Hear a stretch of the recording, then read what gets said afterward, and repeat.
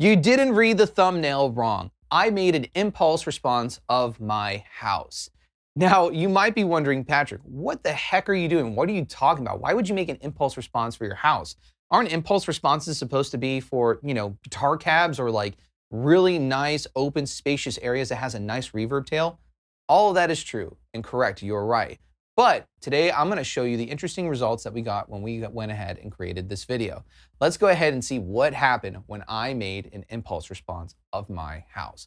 But before we do that, like always, let's roll that intro.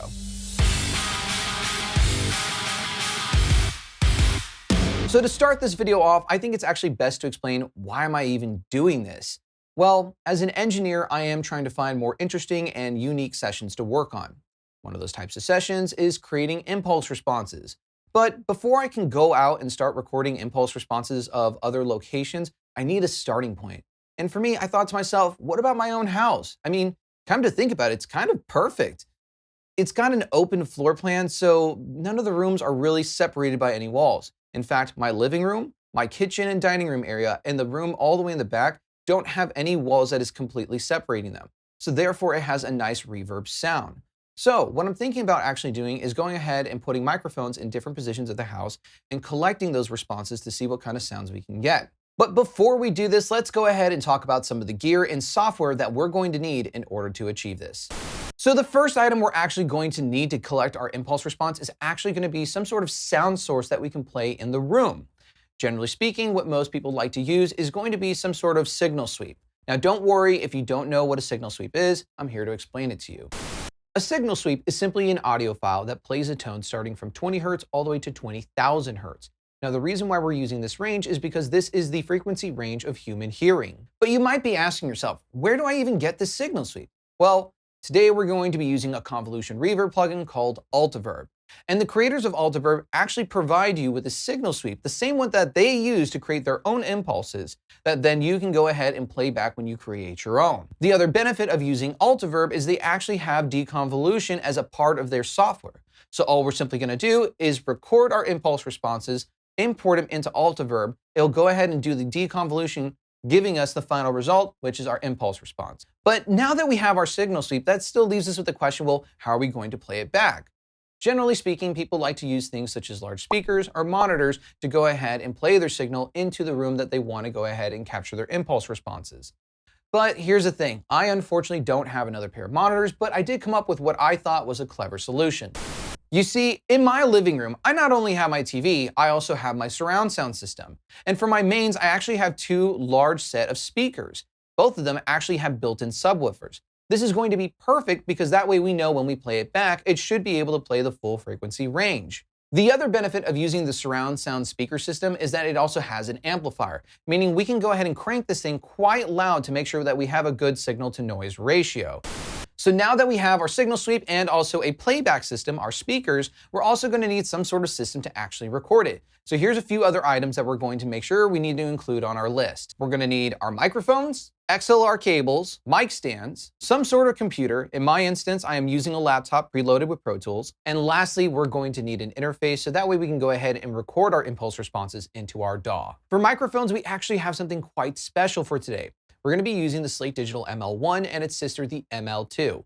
If you're not familiar with these microphones, they actually use software in order to emulate the sounds of very vintage and popular mics. Some of the emulations in particular that I'm most excited to try out are going to be the U47, the U67, the U49, and the ELM251.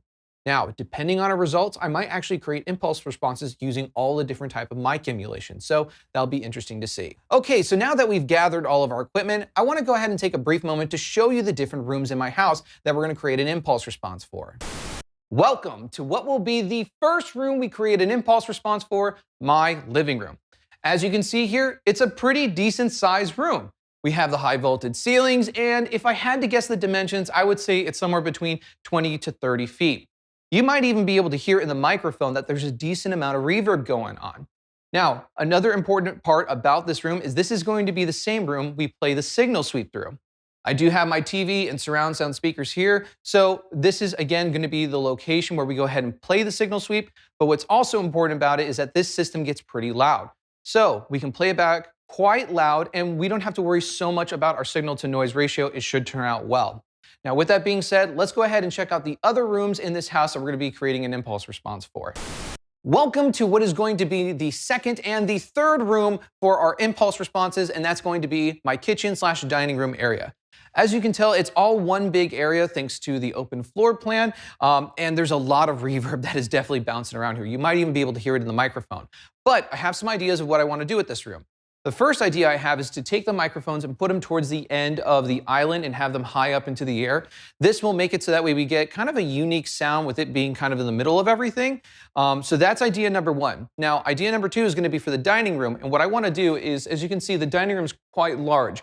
I'm thinking about placing the mics on both sides of the dining room table, and we're going to do it with both mics on each side. We'll get a stereo pair image and see what it's like further towards the back, but up against the wall. I don't know if we're gonna get a little bit more bass out of it, but we'll see. And with that being said, that was the kitchen. Now let's go ahead and visit the last room that we're gonna do, and that's going to be our additional room. And finally, we're at the last room in the house that we're gonna be creating an impulse response for, and that's going to be this like second living room area that was converted over. But as you can see, the ceilings are extremely tall. I believe they're somewhere between like 16 to 18 feet, maybe even 20. I'm not too sure. All I know is the tallest ceilings that we have in the house. So I'm really interested to see what kind of sounds we're gonna be able to get when we record these. And with that being said, let's go ahead and start recording some impulse responses. So the first thing I did was take the microphones and set them on the left side of the room. Once they were placed, I went back to Pro Tools and make sure my gain was set appropriately.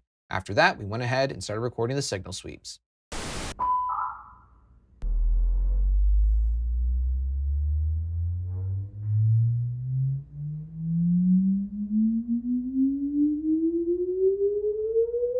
Now that we finished the left-hand side of the room, we went ahead and started to move the mics over to the opposing side. Once they were in their final positions, we went ahead and recorded the signal sweep again.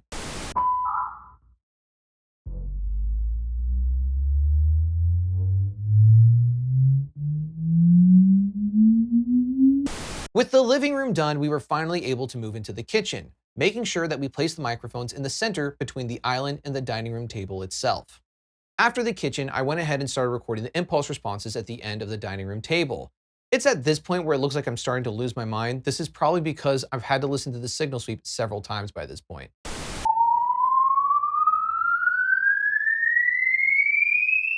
With the right-hand side now recorded, we went ahead and moved our microphones to the left-hand side of the dining room. We then again recorded one final sweep in this room, and we were ready to move over to the sunroom. However, at this point we realized it was going to be a little bit more complicated than we anticipated.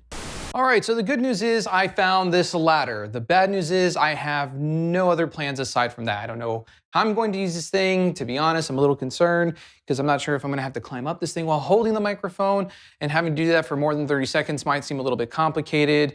Or if there's a way to actually strap the microphone stand to the ladder, maybe using zip ties. I don't think that's a great idea, but I'm gonna go ahead and look around the house and see what else we got.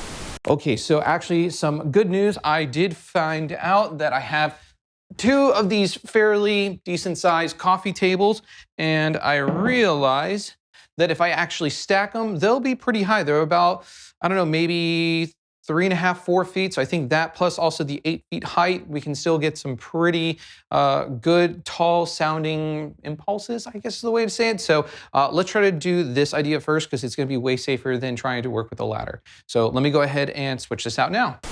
All right, so you can probably see here that I have the two tables stacked. I think this is gonna be our solution here. They do move a little bit, but as long as I don't butt into them, we won't have any accidents. So we're gonna go ahead and give that a shot. Oh God. I am so nervous about this. Holy crap. Is this gonna hit the ceiling? Oh my God. Okay, so we're definitely gonna have to do one mic at a time. Oh my God. Hey, honey, do you wanna come on video and tell me how bad of an idea this is? Holy crap. Can you help me?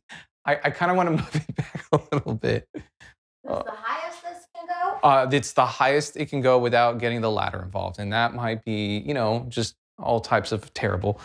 Once we knew the microphone would stay stabilized on top of that table, I went ahead and got on the ladder and plugged it in with the XLR, and then immediately started recording the signal sweep.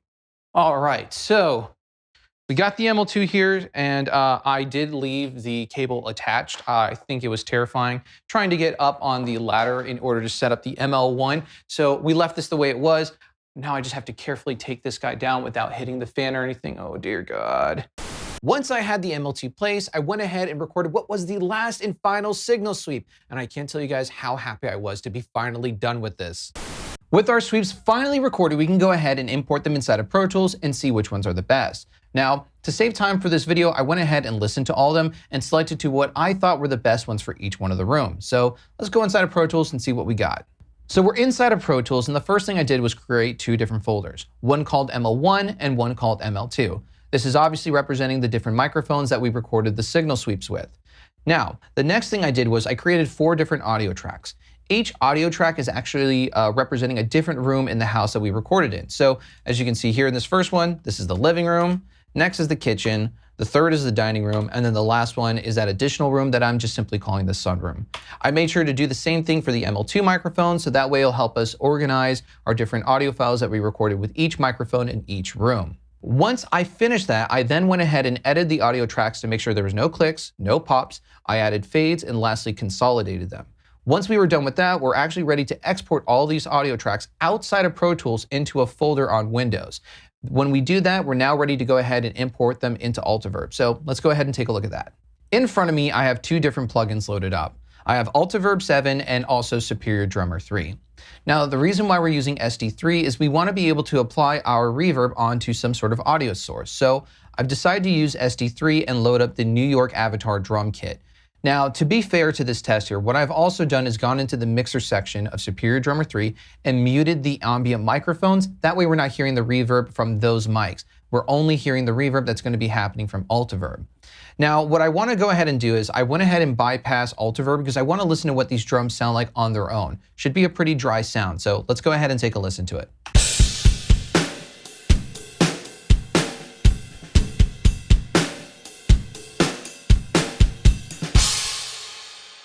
They sound good, they sound great. And again, we don't have any of that reverb that's going on because we muted those microphones. It's a pretty dry sound. Now, just to be able to provide a little bit more context, what I'm gonna go ahead and do is unbypass Altiverb, and let's go ahead and load up a room to apply some reverb on. So let's go ahead, let's pick this one at random. Let's take a listen.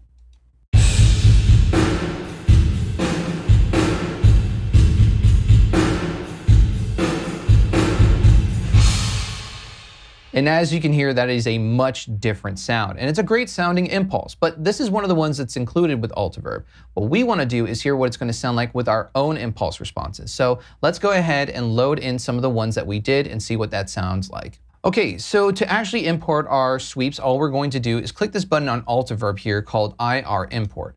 Once we click that, it's actually waiting for us to drag and drop our signal sweep in. So what I'm gonna do is go to this ML1 folder, which I exported all of our files in, and I'm gonna go ahead and start with this living room one. All we're gonna do is simply click it, drag it, drop it, it's importing, and that's it, it's done. The deconvolution is completely done. We should be able to go ahead and play this back and hear what it sounds like. Let's go ahead and take a listen.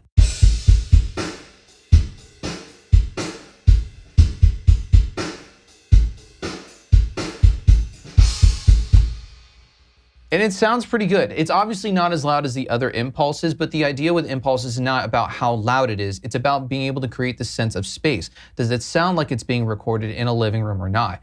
And so far, I think this passes that litmus test, so to say. Let's go ahead and try another one though. Let's go ahead and try, let's say, the dining room. Okay, now that that's imported, let's go ahead and take a quick listen.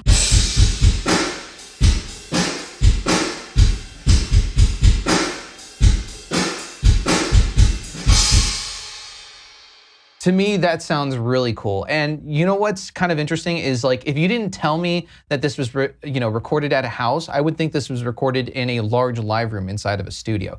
Pretty interesting, pretty unique. Let's go ahead and try the last two. I'm gonna go ahead and do the kitchen mono. Start with that, and then we'll do the sunroom. Okay, here we go.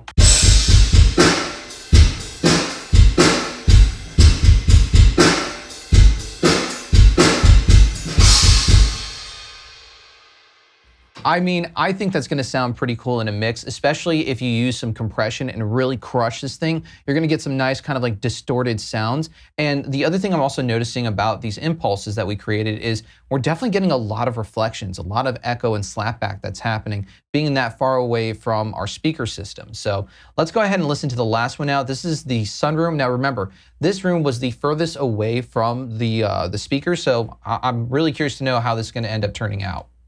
All right, it's importing. Here we go. Let's go ahead and take a listen.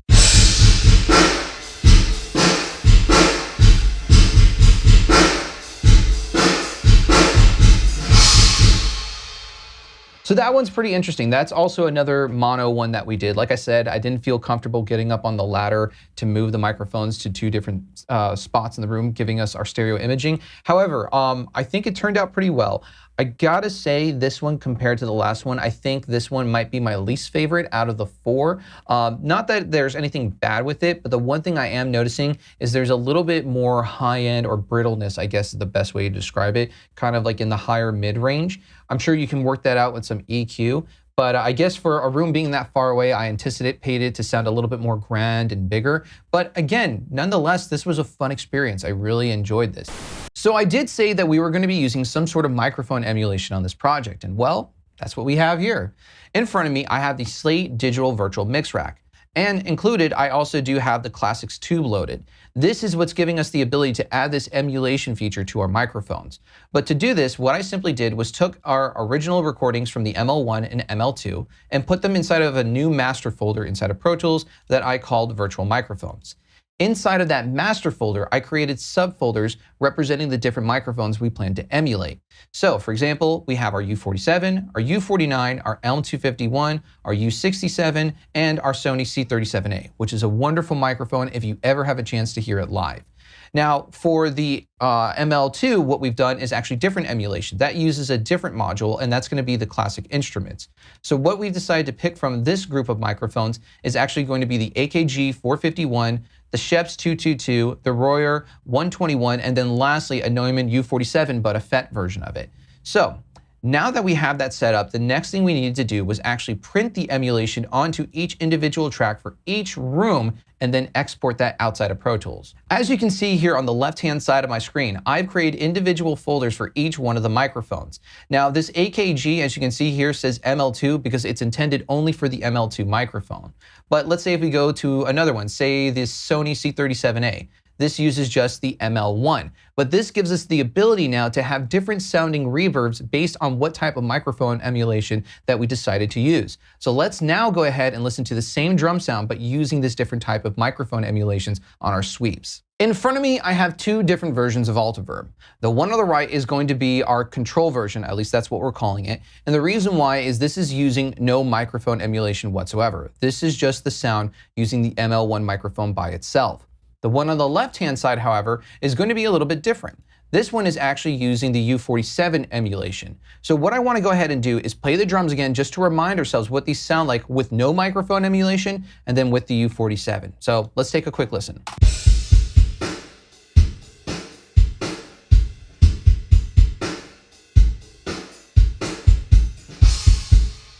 All right, sounds good. Let's go ahead and play that back again, but now using the U47. Here we go.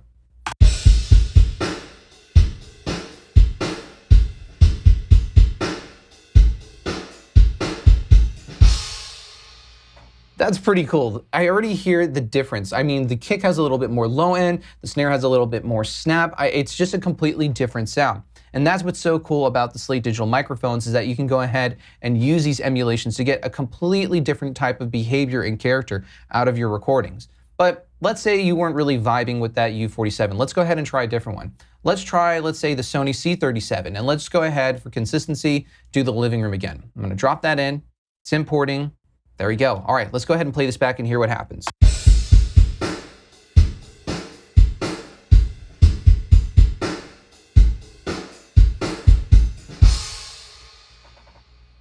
I think it's so impressive that we're able to get 3 entirely different sounds from all these 3 different impulses that we did. It's just so cool that this type of technology exists nowadays. And that was kind of the point of doing this project as well. It wasn't just to create an impulse response, but to be able to try to incorporate it with other new technologies that we have when we are recording music, like the Slate microphone. Now, this again was for the ML1 microphone and those emulations that it came with. Let's go ahead and try the ML2 microphone and see what kind of sounds we can get from that. All right, so now we have the same type of test set up ready to go for ML2 microphone. On the right-hand side is just our control version, and on the left-hand side, I've already preloaded the AKG 451 microphone emulation. So we'll hear that in just a second. Again, let's remind ourselves what this sounds like using the ML2 microphone first with no microphone emulation.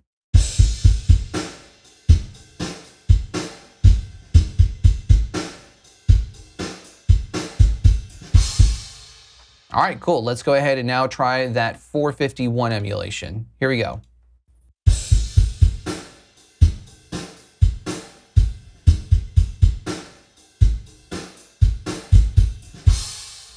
It's a little interesting. It actually feels like it has a little bit less low end than the control version, but it doesn't sound unpleasant. It just sounds different. And that's the whole point of this, is just to get different types of sounds. Let's go ahead and try another one that uses the ML2 microphone emulation. Let's try this Royer. I know that's a really popular one that people are probably going to hear as well. Let's go ahead and drop that in. Excellent. Let's go ahead and save it. And now let's go ahead and take a listen.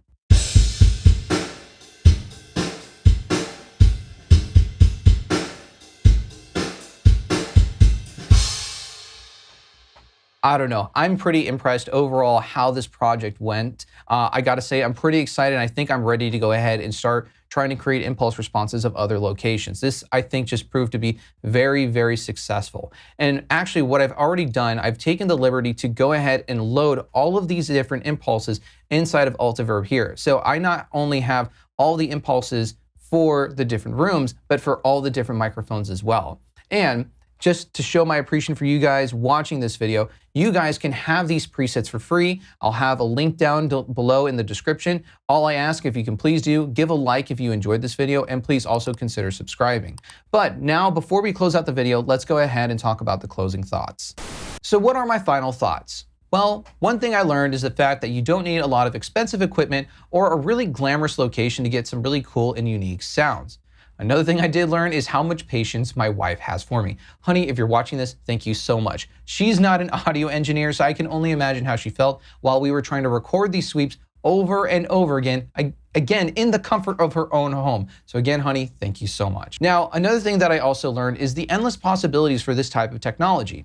I mean, I think about some of my friends who have had studios and either moved to different locations or unfortunately they've had to close down. And it would have been really neat to go ahead and actually create impulse responses of those locations before they had went away.